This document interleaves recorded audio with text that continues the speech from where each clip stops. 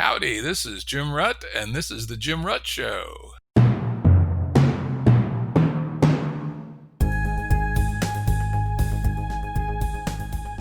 Listeners have asked us to provide pointers to some of the resources we talk about on the show.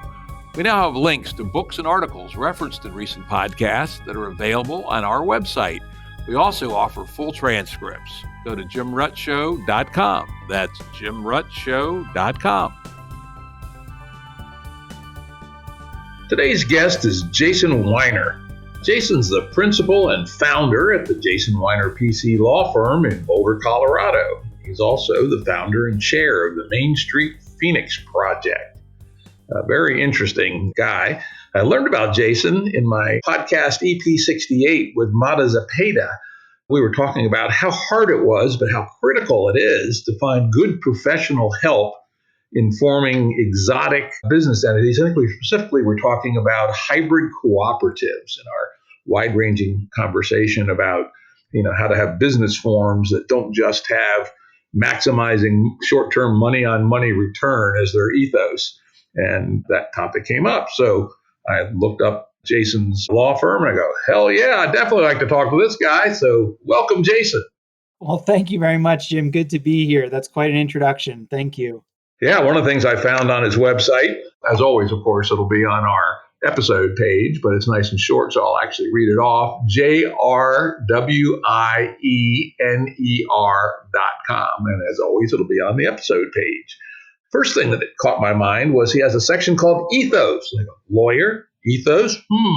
Okay. Actually, I have used lots of attorneys with good result over the years, so I'm not one of those people who bashes attorneys needlessly, but sometimes they deserve it. But I loved his ethos. Some excerpts from that is, your mission will always remain top of mind in our dealings, and we will always advise you of potential threats to your mission. I go, wow, that's pretty cool. What did you mean by that? Well, to me, I understand, having lived inside of a company as both an owner and as an executive, that you don't go into business as a human being just to make a return for yourself or a shareholder. It's this myth that we've come to lionize and I think celebrate, that business really is just about making money. And we know that there's a deep sense of pride in one's craft, or a sense of purpose in serving a community, or a sense of loyalty to your workers. And so to whatever degree somebody's been doing just about anything in an organization for any measure of time, they're led by something non-financial. They're led by a mission, by a pursuit, by a purpose. And I learned really early on that that's not just the basis of a rapport between the lawyer and their client. This is really fundamentally what drives the business leader, and it's what they're thinking about. And it's what, frankly, gets them up in the morning, and it's what weighs on them late into the evening. I'm a lawyer who empathizes and understands the position of my clients. I too am a business owner. I too am a founder. I too am a leader and a manager, and I am led by the mission of our work. And I put that front and center because I want to work with people, and I do work with people who are led by that same visceral drive to do right by a constituency bigger and broader than themselves. Yeah, I love that. I've been associated with many startups as a founder, as an advisor, as a director, and as an investor. I think 17 or 18 at last count. And I agree with you. I've never been on one yet that was purely cynical money-making play. People either love their product, or they love their customers, or they love their employees, or, optimally, some combination of the three that make really the best companies. And, I've always thought it to be a mistake of reality for those people who are selling the idea that the only purpose for an organization is to maximize its shareholder value. No company I've ever been associated with had that as its ethos, fortunately. And I think it's very important that you recognize that. And unfortunately, there are many vectors in our economy that try to move early stage companies away from their missions. Very much so. And it's really a perversion of law as well as economic theory. Milton Friedman, in writing a piece in the mid 70s in the New York Times, was articulating a value set that became doctrine out of a gross distortion of legal precedent, and in doing so created essentially an unanticipated but highly lucrative connection between shareholder capitalism and venture finance. And that means today we live with this distorted reality where founders might start out to build a business to solve a problem that they care deeply about or to address a need or a purpose. But ultimately, it's through the structures they adopt that they end up having to become cynical and pursue financial maximization, and that's strictly due to the legal constructs that we've bought into and that we rarely question. And so, very often, we're dealing with founders that have been getting conventional advice, and some have even been through traditional venture-backed startups. And those intrepid few that question the trajectory they were on, question the structures they adopted, are the folks I love working with most because they retain an open mind and a sense of spaciousness in looking at the way to approach a business structure that isn't quite as extractive or myopic as the traditional Delaware C Corp. And I believe that that's really the unanticipated product of design and the laziness of practice, which is that we've created a conformist culture in the law and in business practice that creates an engine for venture capital and public markets for IPOs and for consolidation. And this is based on, I think, an underlying intellectual laziness to look at alternatives and look at tailored solutions that may be a little harder to design, but serve a more holistic purpose and one that probably makes the business more sustainable and ethical. Exactly. And I like the way you frame that as laziness. I often point out to people that fortunately in our English common law system, which is, the United States and most of the English speaking countries, there's a remarkable amount of flexibility in what one builds into the legal underpinnings of a business entity. You don't have to, just grab a $100 Delaware C Corp or the equivalent LLC with a very generic set of operating agreements. Essentially, within very, very broad reason, if you can think of it and it doesn't violate any obvious laws, you can cook it into your bylaws or your operating agreements or into your co-op structure or whatever. There's tremendous flexibility available under the English common law. Oh, there sure is. And not only do we have legal structures that can be suited and tailored, but we have a variety of legal structures that most folks don't even really know exist. And by that, I mean, we of course have the relatively uniform business corporation law, which itself is flexible despite how it may be used in practice. The limited liability company form, which again is probably the most flexible.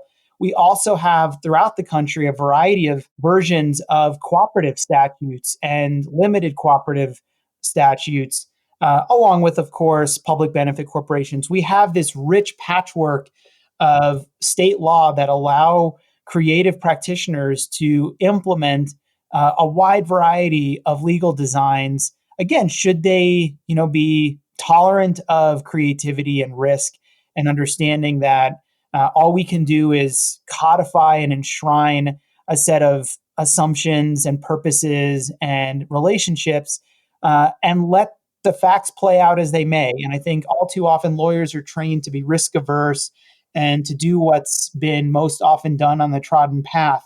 And that is so limiting, and it deprives the business community and our economy, frankly, of the kind of biodiversity, as I call it, or economic diversity that's necessary for innovation and necessary for identifying patterns and hopefully solving some of our deepest, most entrenched social, economic, and political challenges and inequities of our time. Well said, well said. Which gets actually to the next part I took out of your ethos, which is the section on democraticization. When practical and appropriate, we'll advise you as to innovative ways to democratize elements of your business in governance, capital, supply, credit, and finance, and other business issues. We'll help you evaluate creative ways of distributing and sharing management, decision-making, control, wealth, and risk. Now, that's, I think, part of what you talked about having our business enterprises be part of the solution, not just part of the problem with respect to, having a more equal distribution of outcomes that come from our businesses. Yeah, absolutely. Again, I think one of the other kind of perversions of business structures and capitalism, without appearing as a zealot, an economic zealot, one of the perversions we live with is the notion that business ownership is an endeavor of control, domination, and exercising power and dominion over people like our employees.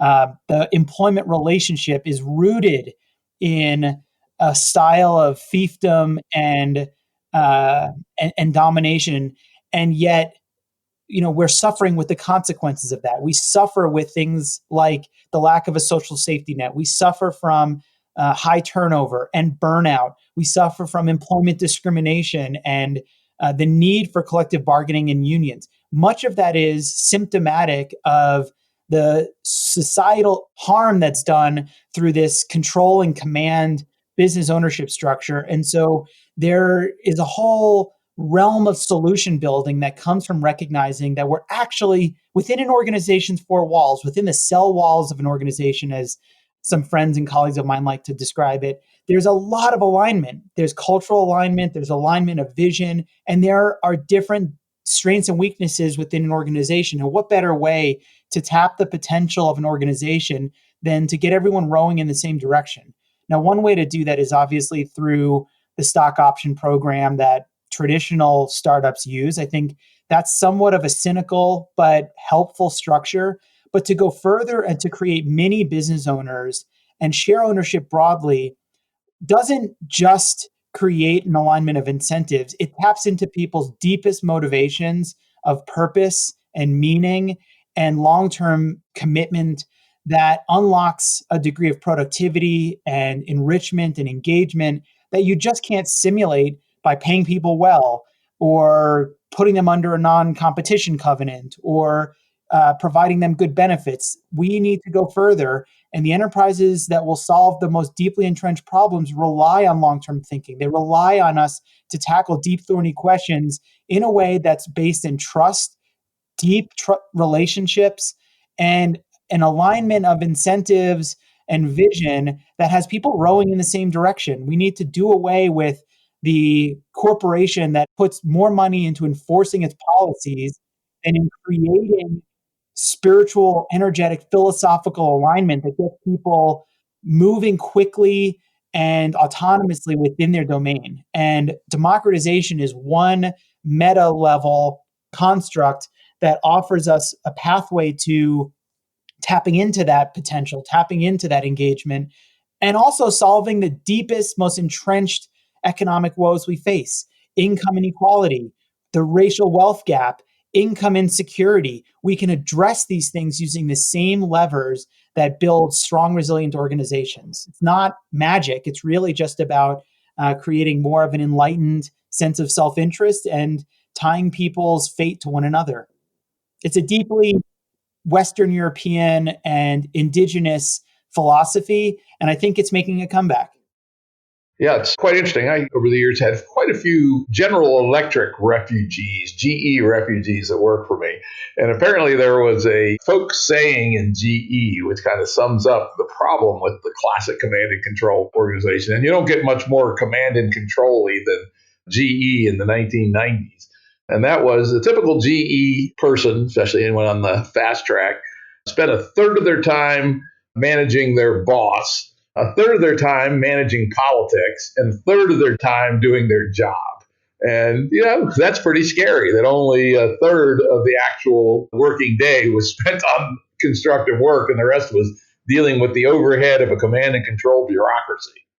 Yeah, that's right. And isn't it ironic that the big corporation is held up as the pinnacle of capitalism, maybe at least under, a 1980s vision of it, and yet the style of management and leadership is command and control. The most Cold War era Soviet style form of governance and management.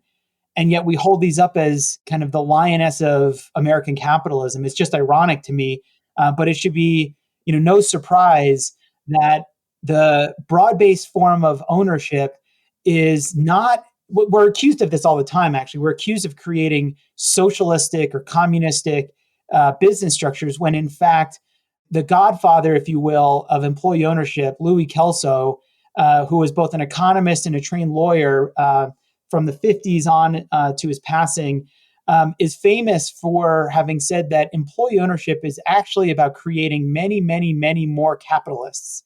And I think I agree with the sentiment, but maybe not the characterization. But I think there's some truth that by leveraging the motives and incentives embedded in capitalism, we unlock a degree of autonomy, a sense of liberation, and a sense of an honor to the relationships that build organizations, even to scale. I mean, the largest ESOP company in America is Public Supermarket with over 80,000 worker owners. These are not small scale hippy dippy co-ops that we associate with. This is a much larger organization that we might understand could be employee owned.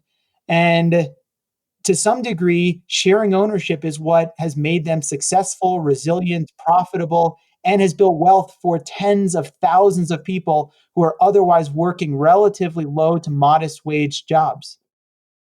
Indeed. And I worked for a very large employee-owned company relatively briefly.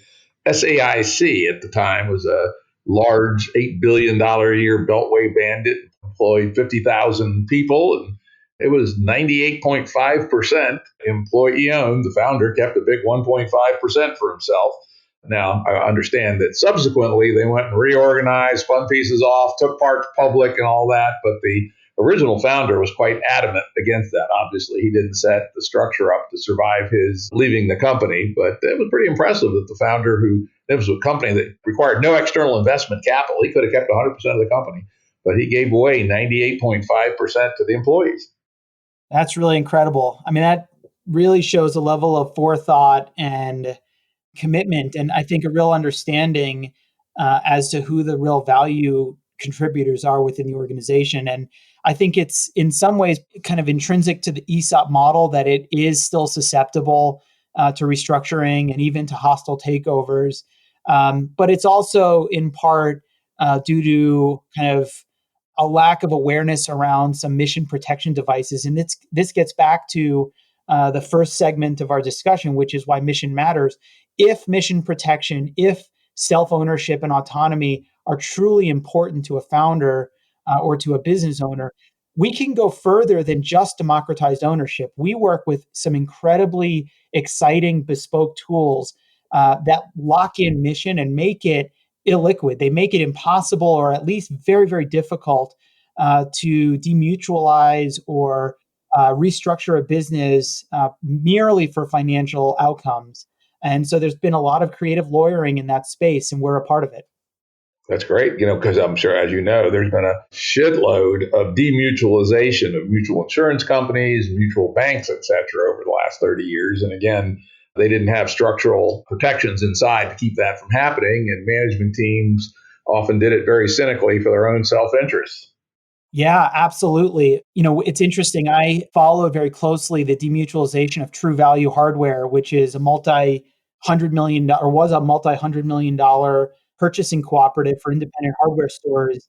I was the chief competitor to Ace Hardware, and it's what allowed independent hardware stores to compete with Home Depot and Lowe's to get better wholesale pricing. And private equity firms cynically made a play to the board of directors and to their management that they would provide liquidity to a majority of the members as they approach retirement age. And they essentially commandeered a plurality of the voting membership into the private equity play. Now, interestingly, True Value was structured as a Delaware C Corp and not a true cooperative.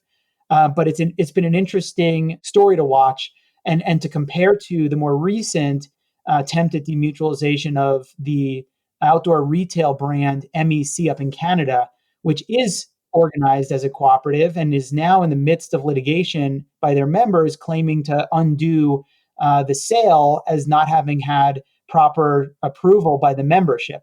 And so while there's been a spate of demutualization in the cooperative and broad-based ownership space, we're starting to see new forms of organizing and even new capital campaigns that help to keep some of these groups financially independent. Another kind of fun anecdote that I shared this with my team the other week. Of all insurance products that are out there, the most commoditized are obviously life insurance, disability insurance.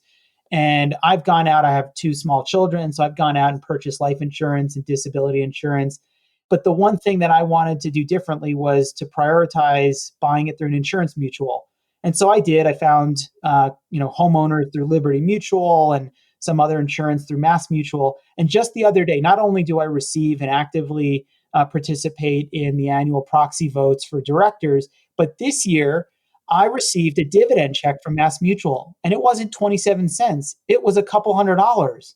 And this was a dividend from a cooperatively owned insurance mutual that paid me back from the overpayment of my premiums. And I thought, gosh, this is really, really the untold song story of capitalism in the era of COVID, in the era of the 21st century. We really should be thinking about how we can mutualize our economy, and the ethos elements that you're citing to are really important ingredients in that.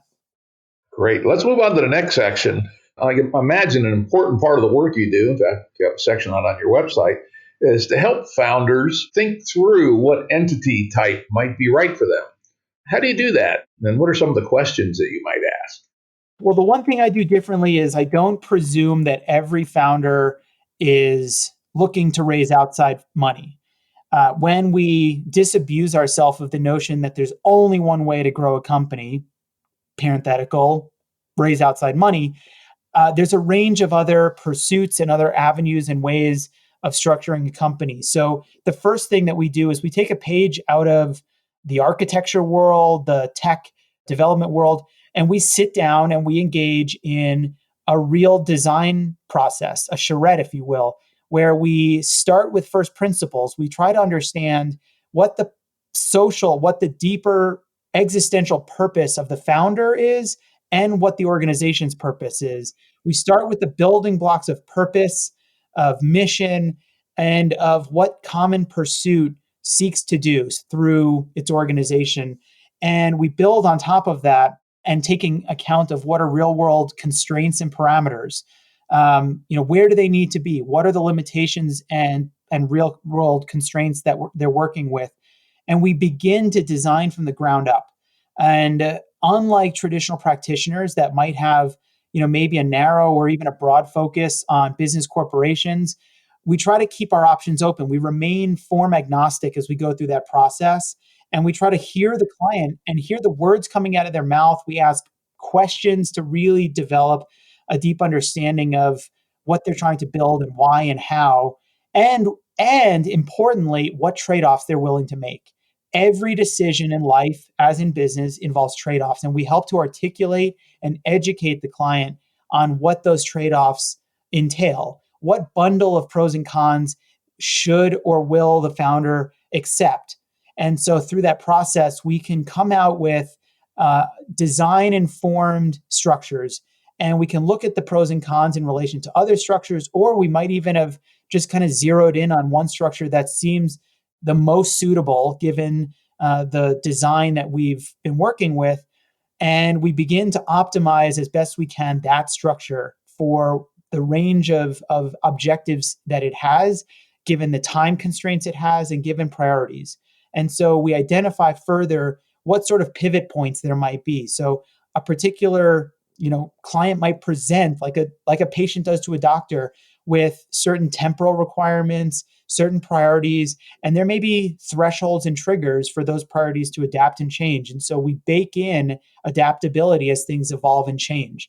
And we try not to do that using the most open-ended, flexible structure, because sometimes that open-endedness will lead to the siren song temptation of accepting the most kind of lucrative short-term appeal of outside capital. And if that's not the founder's goal, it can actually be beneficial to kind of screen out or mute out the siren song and optimize the structure for a different capital campaign, a different strategy, a different structure with different thresholds for change over time.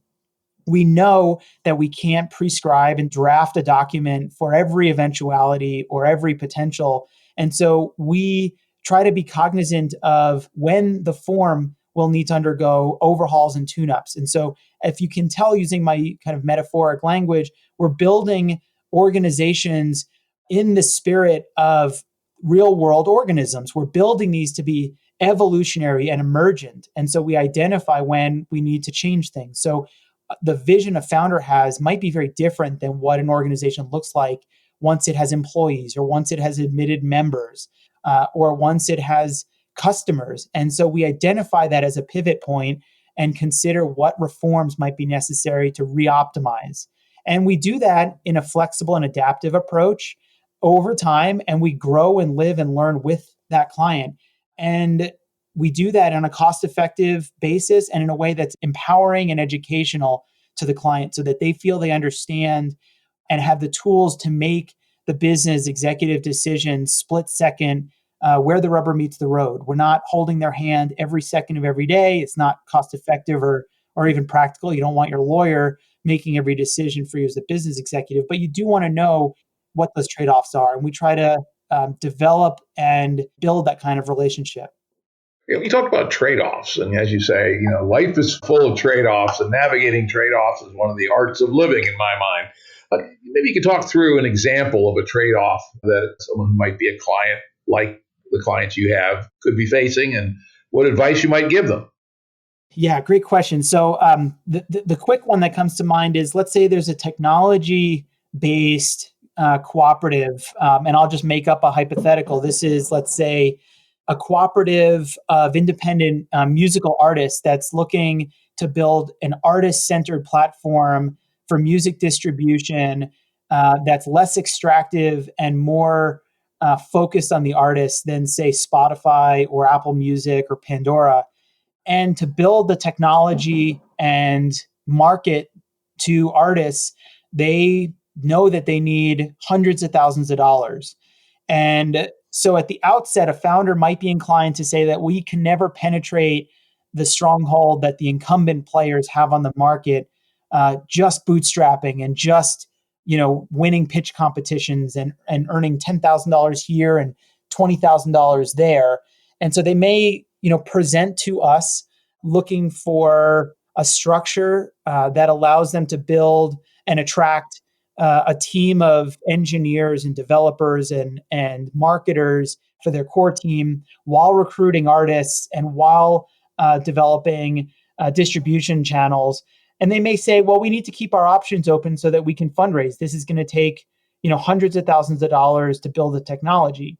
And so to develop that technology in one fell swoop, likely they'll need to raise the funds pretty quickly and be able to spend it pretty quickly. And so, we have to have a real sober conversation with that use case or that client and evaluate whether the advantages of raising, 6 figures or 7 figures in early stage funding is worth the downside of having those types of investors part of your board, exercising control over your decision making and scrutinizing your every move and every quarterly report, and causing tension with your vision for worker centricity.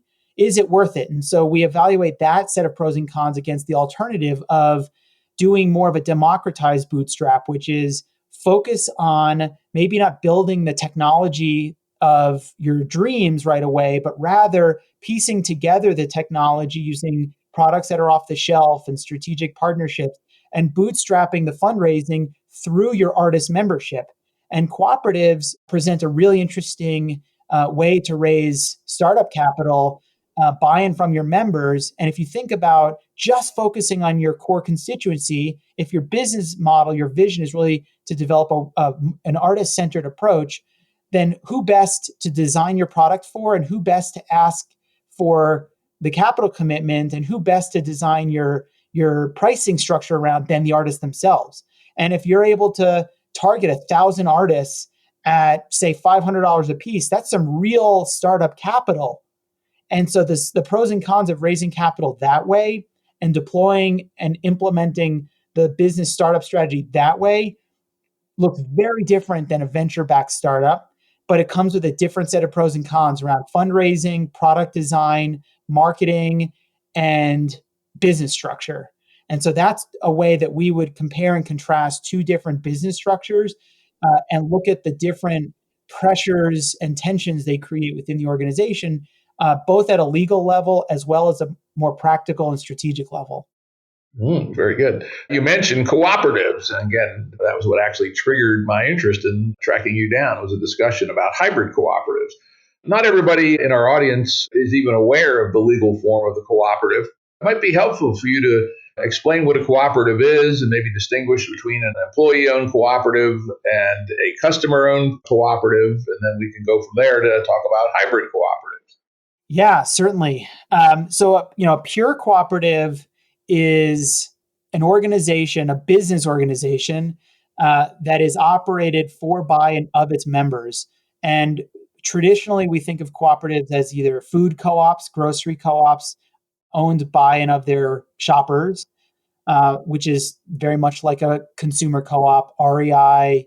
There are other co-ops like credit unions, which are owned by their depositors. And these are what I call single stakeholder, single constituency co-ops. They have one core constituency and they provide a set of goods and services for that core constituency. Every other constituency is essentially an arm's length relationship, either an employment relationship or a contract relationship.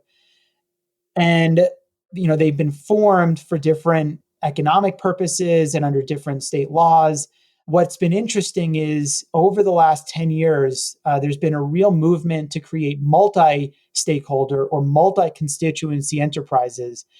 This is in part a nod to the B Corp movement, which has kind of expanded the realm of decision-making for corporate directors to say it's not just about the shareholders. It's not just about the money. It's about these other stakeholders. Well, the co-op memorializes that, enshrines that multi-stakeholder constituency in its DNA.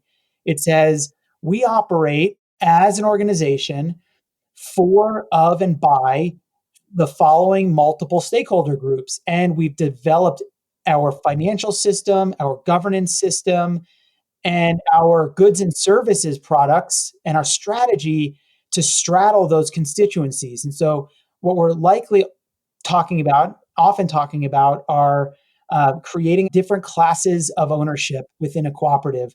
That often involves founders. We create special rights and privileges for founders to attempt to get somewhere close to the traditional kind of founder status within a corporation, knowing that we're not going to be able to simulate the kind of upside potential for a founder in a co-op, but we can create some level of special recognition and economic gain for them. We might have a separate class for worker owners, the back office that's doing the day-to-day business development and tech engineering, and the folks who are not founders, plus advisors and other consultants. And then we might have one or more classes for, the primary constituents. So there may be a taxi cab or transportation co-op where, that constituency is drivers. A multi-stakeholder co-op might have drivers, and then it might have its consumer members as a separate class. And so what we've created is a miniature economy for the transactions that are necessary for this cooperative to create and equitably distribute value. And we prescribe the economic and governance relationship between those stakeholder groups. And we're creating essentially a complex miniature economy for the transaction of goods and services on a cooperative basis, where everyone's economic benefit from the surplus, the profit of the enterprise, is rooted in their contribution of what's known as patronage, which is the value of goods or services that they either contribute or purchase from the cooperative. Interesting. Yeah, certainly much more nuanced than the traditional choice of either an employee-owned co-op or a consumer-owned co-op. And one of the, as I understand it at least, the attributes of the classic simple co-op is the one person, one vote rule, and a single class and all that sort of thing. Sounds like you guys have moved well beyond that in your thinking. Yes and no. We're still operating within the one member, one vote framework. That democratic form of ownership, we recognize, is not the same thing as saying one member, one vote for operations and for management. You don't have your credit union calling members every day or every week on routine matters of policy or procedure or business strategy. We delegate that through the board of directors to the management team and to the employees. Likewise, even multi-stakeholder co-ops delegate those core functions to professional management through its board of directors. What's different is that we've created a rich and decidedly complex governance system, meaning that a board of directors might be comprised of directors elected by these different constituencies, sent to Washington to do the members' business and hammer out compromise. We've essentially simulated, the equivalent of a House of Representatives for these multi-stakeholder co-ops, because we know that the interests of employees might not be the same as the interests of founders or the interests of even investors. But we want a forum, an organ of governance to hammer out compromise and address the equities of governance decision making on behalf of members. And there's a form of democratic accountability to that, which is the members are elected, the directors are elected. I'm sorry, and so we've kind of attached, the ideal version of functional governance with business ownership by leveraging and utilizing both new and existing forms of management. Some of these are more self-managed, and some of these are more, sociocratic or holocratic, or some other kind of newfangled form of distributed decision making, but others are more conventional. And at the end of the day, we've created the necessary tools of transparency, accountability, and democracy to make the system work and make it truly accountable in ways that, in some cases, even public benefit corporations can't go far enough to do. Quite interesting. Now, are these multi-stakeholder co-ops supported by the state law in all states, or is this something that's only supported in some states? Not every state has a cooperative statute. In the US, unlike in many other places, corporate law, organizational law for that matter, is principally the domain of state law, unlike, say, securities law or employment law, which has state law, but also a regime of federal law. There's no federal corporate law. There's federal regulation of corporations through tax and securities, but we're dealing with state law. Cooperatives have not undergone the level of harmonization that has been applied to corporations and LLCs, or even partnerships or associations for that matter. And so we still have a patchwork of state law.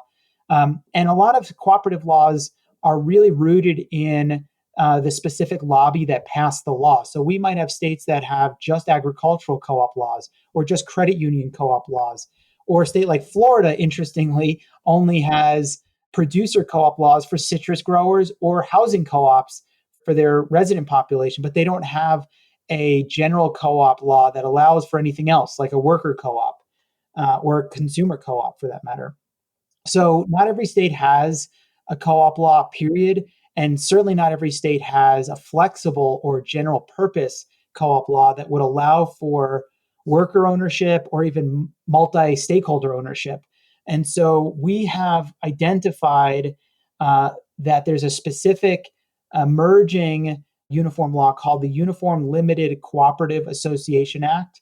It's been adopted in, I believe, 10 US jurisdictions. It was drafted and adopted by the Uniform Law Commission in around 2008, 2009. And the first wave of 6 or so states adopted a version of that statute in around 2010 or 11. Colorado was in that first wave.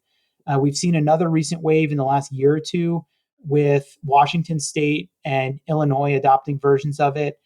And that form of statute is flexible enough to accommodate multi-stakeholder cooperatives.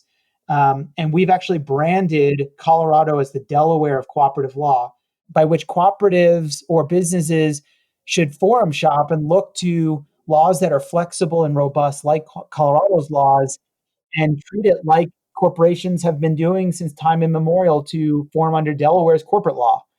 We actually have 3 different general purpose cooperative laws in Colorado, and they provide a great deal of flexibility and can be incorporated regardless of where business is done. And we can qualify that business to do business in just about any other state. That's interesting. I did not know about that ability to play the Delaware game. I always assumed that if you did a co-op, you were stuck with the state that you were in. Nope. And that's why, we hearken to the Delaware reference there, because corporations and startups have elected Delaware law for more than a century. And the reason for that is fairly arcane. It's actually because once upon a time, before corporate law had made its way through the jurisprudence in states across the land, business lawyers viewed the Delaware Chancery Court as the genesis of contemporary corporate law. And that was before we had any sort of uniform corporate statutes. Now, in the 70s and beyond, there was a real move to harmonize corporate statutes across the country. And so by now, most states have a version of a standard uniform business corporations law. And the state courts have either developed a body of corporate law or will reference the Delaware Chancery Court law. And so, there isn't as much of a pressing benefit to forming under Delaware law, but it's still custom, it's still tradition. And we're kind of nodding to that tradition in the cooperative space and telling founders that where there's a strong body of law or a strong set of statutes, there's no reason not to look to incorporate there. And, just like, say, Facebook is probably organized as a Delaware corporation, even though their headquarters is in Silicon Valley, there's really no reason that cooperatives can't do the same and form under flexible, favorable law like Colorado's Limited Co-op Association Act and do business in Iowa or Arkansas. Interesting. That's something new I've definitely learned today. I'll have to keep that in my working kit. Here in Virginia, we have a thing called the foreign corporation status. So if you do incorporate in Delaware, you still have some taxes you have to pay to Virginia if you want to have your headquarters here. And if you're not careful, it can be somewhat onerous. I wonder if their foreign corporation rules apply to co-ops. Yeah, that's exactly what I'm getting at. So every state has a mechanism for a business to become authorized to do business there. And it's a little bit like generating income and developing what's called tax nexus. It's a little bit the same and a little bit different. But for any business to quote, do business in a state, there's a certain legal test based on the facts and circumstances of that business's operation that may or may not require a business to register there as a foreign entity meaning it is incorporated under the law of a different state. And precisely as you say, for, say, a Colorado Limited Cooperative Association that wants to do business in Virginia, we would register the business as a foreign entity under Virginia law to avail it of the protection of Virginia law. And that might require it to pay a filing fee. And separately, but relatedly, it might also require them to file a tax return in Virginia. But that's based on a slightly separate analysis of how income is earned and recognized versus whether business is done there. They're 2 slightly different analyses. Interesting. Very interesting. Let's go back to this multi-stakeholder form, which really sounds extraordinarily interesting. We'll have to dig into it and learn more about this. One of the bottlenecks that the conventional either worker co-op or consumer co-ops have had is it's relatively difficult to raise outside capital, at least in any form other than very traditional debt. Could you run through a scenario where you could use your multi-stakeholder structure to raise slightly sportier forms of investment than very basic debt? Yeah. So first thing is most of these multi-stakeholder cooperative forms are relatively new. And so we're still largely operating in kind of in uncharted waters, pick your metaphor, or an untrodden path, or an environment with no playbook. And so all we really have are the deals that have been struck using creativity and actual deal making. We have successfully advised clients. We've successfully structured 2 what I would consider exotic venture capital financings of multi-stakeholder cooperatives separately. And the first thing to recognize is that, for a startup, whether it's a cooperative or otherwise, debt financing is just not available. There's often no collateral and no revenue to secure or help underwrite debt. And so equity is really the only thing available other than revenue. And I tell clients revenue is actually the cheapest source of capital that you can raise. It's also the most liberating, I should say. But when that's insufficient or not available, then some form of equity capital needs to be raised. Now, equity in a multi-stakeholder co-op is different for a variety of reasons. First, a cooperative is designed to operate for by and of its members. It's not designed to grow fast and sell big. And so if it's designed to center the needs and wants of its members, then it may not operate in an environment of perpetual growth.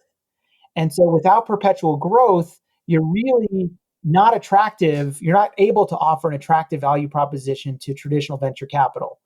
Venture capital is looking at early stage companies that grow to large scale and ultimately liquidate either through corporate acquisition or IPO or going to private equity for a sum that's more valuable than when the investor invested. So enterprise growth in the cooperative sector is not keyed to liquidity. It's not keyed to an exit. So the investor return has to come from somewhere else. If they want their money back and they want a rate of return, it has to come from somewhere else. So we have been operating on the equity financing side with a species of financing called revenue-based financing or performance-based financing or cash flow financing. And it's a little bit of a hybrid. Some call it quasi equity, some call it synthetic debt.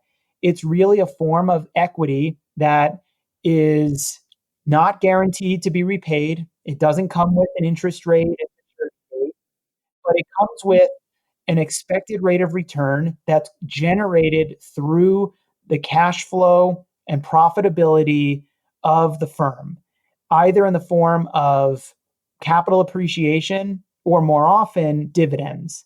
And so the dividends accrue based on some metric, revenue, EBITDA, net income, and those dividends can be accrued and paid out. There are some limitations under state law as well as under the tax code for cooperatives. And so that rate of return is not totally open-ended, and it has to be structured very carefully under state law and under subchapter T tax law. But there is a mechanism to pay a reasonable rate of return for early stage investment in a multi-stakeholder co-op, provided that that return is generated from the performance of the firm, not from some liquidity event, and likely not through some third-party sale, meaning we don't typically look at co-ops and say to investors, well, someday the shares will be worth more and you can go out and try to sell them to a third party. Now, that's possible. Some are looking at secondary markets for some of these shares, but the way to value an equity stake or a share of a co-op is very, very different than valuing the equity or a share in a traditional corporation, because that share doesn't come with pro rata control. It doesn't come with X% of a company. It comes with a specific, as you say, sporty, structured gain share or profit share or dividend. And it comes with very constrained voting rights or sometimes no voting rights. Sometimes it has no control rights. And so these are usually fairly exotic and bespoke terms that come with these shares. And in some of these cases, these co-ops are actually growing revenues quite quickly. And I would say there's no reason to believe that the aggregate return on investment of some of these shares is all that different from a venture capital internal rate of return. It just looks different. And that's what scares traditional investors, because it is new and different and takes some learning and familiarity. But I think we'll get there. I think we're close to seeing a trend. And one could easily imagine with this kind of flexibility, which I did not know existed, you could attract, if not yet traditional VCs, at least the equivalent of angel investors, particularly those that have a multi-part bottom line. They're looking to do good as well as do well. Yeah, precisely. I think that's the right place to look. And I think angels tend to be a little bit more comfortable with more kind of creative or exotic terms. There's also a growing movement of alternative finance, alt finance, or impact finance that is looking at these revenue-based financing instruments. There are practitioners that Mata is deeply connected to and involved with. There are investors who are moving in that direction. There's a group called Indie VC. It's an investment fund operated by a gentleman, Bryce Roberts, I believe, out of Salt Lake City or that area. And they strictly use revenue-based financing for their investment terms. And those are often early stage companies that are in, sometimes pre-revenue, but, just beginning to earn revenue. And so I think, we're starting to see, the analysis of this, what I called kind of biodiversity. And there's a woman based in South Africa who's actually writing a book, a definitive book about these self-liquidating alternative financing instruments. Interesting. Though I will point out that wannabe entrepreneurs, in the past I've called revenue-based payouts revenue trusts. And they work okay in very high margin businesses. But they can be really dangerous in low margin businesses, i.e. you could be paying out dividends while you're actually losing money and don't have a positive cash flow. So a lot of serious thinking needs to go into your financial modeling to see if a revenue payout will work for you.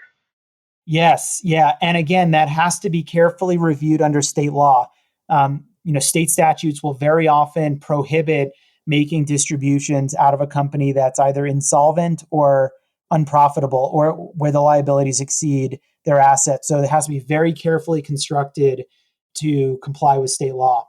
As you say, modeling is number one. I tell all clients before proposing any of these creative term sheets that they need to do the diligent financial modeling to make sure that these expected returns are sane and achievable.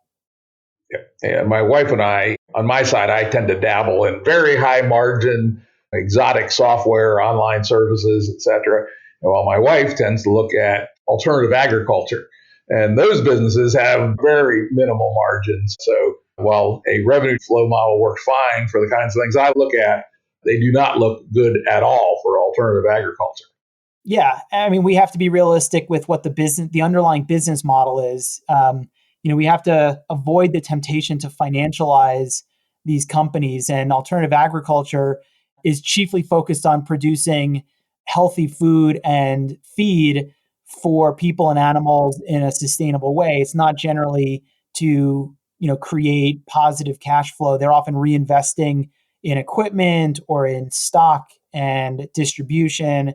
And I think, to your point, this is really about tailoring financing to the underlying business model. And that ties right back into cooperatives, which is these multi-stakeholder co-ops are really about their membership. They're not about creating cash flow engines for investors. And so investors have to understand that at some level, their financial return is subordinate to the needs and value created for workers or for their members. And so there's a degree of member centricity that's baked in. And this is, I think, the original social enterprise impact investment. I mean, if impact investors are looking at positive impact, look no further than the cooperative. The cooperative puts the needs of members front and center. And if that membership is either an underserved or inequitably excluded cohort, either Black, Brown, Indigenous, underserved farmers, then investing in a business that serves their needs is in and of itself an impact investment, regardless of how it provides goods and services in the marketplace. Yep, very good point. Now, we've done a really excellent and informative deep dive into these new exotic multi-stakeholder co-ops, and I really learned some valuable stuff here today. But there are plenty of other entity structures that people have that are worth considering. Maybe you could go over some of those. Yeah, happy to. So, we do work actually with a fairly traditional structure, the limited liability company. I mentioned this earlier. The limited liability company and even the traditional corporate structure, both of those can be adapted to social and environmental purposes and missions. We've created broad-based ownership structures within the corporate form, within the LLC form. And I think that's really the unsung story of both the employee ownership world and the kind of broad-based ownership world, which is there are many, many, many more LLCs and small corporations than there are businesses ripe for cooperatives or ESOPs. And it's actually fairly easy to amend an operating agreement to broaden the ownership. And so we've been able to create more broad-based ownership within LLCs, within corporations. Now, in terms of other more recent advents, there's the Public Benefit Corporation form, which is now available as a statutory entity in more than 32 jurisdictions in the US, as well as under jurisdictional law in many countries. It's the creation of B Lab, which is the nonprofit that created the B Corp certification. And it's a legal entity form that accompanies the certification, but the legal entity form purports to solve the shareholder primacy issue. The shareholder primacy issue, as we said, is this perversion of doctrine that holds directors and officers to the highest legal standard under the law, the fiduciary legal obligation to maximize shareholder wealth. And it says that any decision that does anything other than or has any purpose other than maximizing shareholder wealth exposes officers and directors to a derivative lawsuit on the basis of breaching their fiduciary duty. And it has led to directors and officers making very myopic and very narrow financial decisions. And it tells directors and officers, this is an analogy I borrow with credit to other practitioners, which is that the shareholder primacy notion tells directors and officers that they are better off spending $1 to pollute a river and pay money damages than to spend $10 cleaning up the river and changing their supply chain, because their objective is to minimize financial risk and maximize shareholder return, even if it means poisoning a river and killing people. Now, that's obviously a highly simplified, colorful analogy, but the doctrine holds true. And so the Public Benefit Corporation form was a model statute that B Lab and others collaborated to create. And I worked in concert with them to draft and adopt the statute in Colorado back in 2014. And it says to directors and officers, one, it's an elective form, so it's not obligatory. The shareholders and the board have to choose this legal form. It's a legal form of a corporation. So a corporation can elect to be treated as a public benefit corporation if it adopts, in some states, a specific public benefit that they articulate. Our business shall be to protect, clean air and clean water in our business operations, as well as subscribe to general public benefit purposes, which are laid out in the statute, and to operate in a sustainable and ethical fashion. There's both a means and an ends component to being a public benefit corporation. And in exchange for that higher purpose, there's legal protection for officers and directors. And that legal protection immunizes directors and officers from considering the interests of the stakeholders affected by this purpose, and by making a decision that carries out this alternative purpose. And in exchange for that legal protection, there's higher standards of accountability and purpose. That's a mouthful. That's the Public Benefit Corporation. Now, there are also movements to enshrine purpose and mission in a legal vehicle that is more or less enshrined and protected from private interest. And so there are different structures for putting the purpose and mission of a company in legal trust in a way that's carried out by a totally third-party trustee or a group of trustees. And their purpose is to protect the mission of a business, both in ordinary governance as well as in the event of hostile takeovers or acquisition tender offers. And it's to act as the kind of better angel on the shoulder of a corporate board that is considering a lucrative financial proposition. And so there are perpetual purpose trusts that have been created to own the stock of a company. or to hold a golden share of a company. And so there are various models for using that. That structure has also been used to create something called a worker ownership trust, which is to create, again, a business where the shares are put in trust. The trust has a purpose of perpetuating worker ownership and worker benefit. And so its purpose is to actually pay living wages, treat workers fairly and equitably, provide them benefits, reduce turnover. It's not a direct beneficiary trust, but it's a purpose trust. And so the trustees are legally obligated under the trust instrument to carry out that non-beneficiary purpose. Those are just a few of the other forms that are available and being toyed with.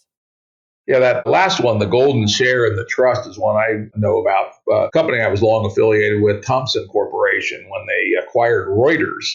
Reuters had a golden share that was protected in a trust that was designed around protecting the independence of the news operation.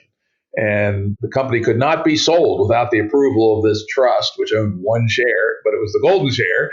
And there was some very extensive negotiations about the preservation of this trust after the acquisition. And actually, the trust continued to exist after the acquisition and continued to defend the editorial independence of the news operation. Yep, that's a great example. And that's a structure that we've used in some of our financing transactions and some of our legal structure work. And there's a group based in Germany called Purpose Ventures and Purpose Network, and they've been creating some thought pieces and some case studies around this form of trust ownership. And there are some use cases here in the US. And I think that's a great example that you just cited too. Yeah, it sounds like it could have also been a solution for the case I gave where SAIC was set up as an employee-owned corporation with the intent of the founder. But when the founder got booted out eventually, then the thing got converted into all kinds of high-powered, half public, half private, etc. If he had been thoughtful enough to have wrapped the employee ownership condition around such a golden share trust, that might not have happened. Yep, precisely. Yep, it sounds like at the time a fairly creative tool for a pretty intentional purpose, and that purpose came to pass. So kudos. That involved some creative lawyering, I'm sure. Yep. Indeed. There's another form that some people in areas that I work in are interested in, which is the land trust. Do you have any expertise in that? I don't. As some like to say, I will say I know enough to be dangerous, but not enough to be fully educated and articulate on the matter. I believe that at a high level, what a land trust is, it can be used in a couple different ways, but land, is not just the physical, immovable, identifiable parcel, but it's the embodiment of speculation and aspiration. Meaning by that, what do we do with land? We extract from it, we build upon it, we conduct commerce on it, we house people on it. And so the land trust is a legal structure that protects certain uses of land by taking it out of the speculative market. And usually that involves removing development rights or even speculative financial value off of land by putting those disaggregated or unbundled versions of land rights into a trust. And the trust, has its own kind of legal protection and legal purpose to not carry out speculative activity, to play the market and, buy land low, develop it and sell high. And so the trust is able to kind of then lease out certain rights or license out rights to do things like build affordable housing or preserve recreational space or keep land unoccupied and green by stripping off the development rights and putting them either in the deed of the land or just in a legal instrument, putting those rights outside of private commerce. And it's essentially kind of taking them out of the marketplace that provides that degree of protection. Yeah, you probably know a little bit more than I, and yeah, that seems pretty close. And you can also do clever things like, for instance, that a group of farmers could put their land into a land trust and then do some small amount of, say, vacation development around the edges and all jointly profit from that development, as an example. Yeah, that's right. and yet preserved, let's say 90% of the land must be preserved for agriculture. And so when people buy in, they realize they're going to be next to a stinking dairy farm. And it's right there in the deed that this land is preserved for agriculture, including the current incumbents in perpetuity. So it's again one of those interesting forms which has been around for a while, but which isn't too well known. Yeah, exactly. Now, I just know a little bit. I live in Boulder, and the city of Boulder has kind of an alternative version of that for their affordable housing program, wherein the city will not use a separate legal vehicle like a land trust, but rather uses deed restrictions in the deed itself to limit the market appreciation of the land and of the dwelling or improvement on the land. And so I think there are different legal devices to solve those particular challenges and issues. And of course, that's deeply rooted in the state law of real property. There's something called the rule against perpetuities, which can become an issue for trusts and trust law. So whether a trust is used or deed restriction is used, I say that's out of my wheelhouse because it does involve, fairly deep knowledge of trust law and of real estate law or real property law, because there are these pretty arcane doctrines from English and French law that we've imported that can create some unintended or unforeseen consequences to using one structure or another. Whenever we try to do things like put restrictions in perpetuity or exercise what's called dead hand control, there are legal doctrines that limit the ability for people to alienate property, as it's called, or dispose of property or restrict property in perpetuity. And we should understand, part of the philosophy is because under Western law, and our real property law comes from the French, there's a philosophical preference for using property to its highest and best value. And so when we restrict the ability to put real property or other property to its highest and best value, the law disfavors it and says, not so quick. And so even with land trusts and even with these deed restrictions, we have to be very cognizant of these legal operations that undo those perpetual restrictions. Mm. Yeah, that's a good warning that if you proceed in this direction, make sure you find a professional advisor who knows the intricacies of medieval French land laws. Oy, oy, oy. So we've talked about some quite interesting, innovative, and modern ways of doing more beneficial forms of entity construction and operation. What kind of industries have you actually applied this in, or that you know of these kinds of ideas have been applied in? You have quite a list of them on your website.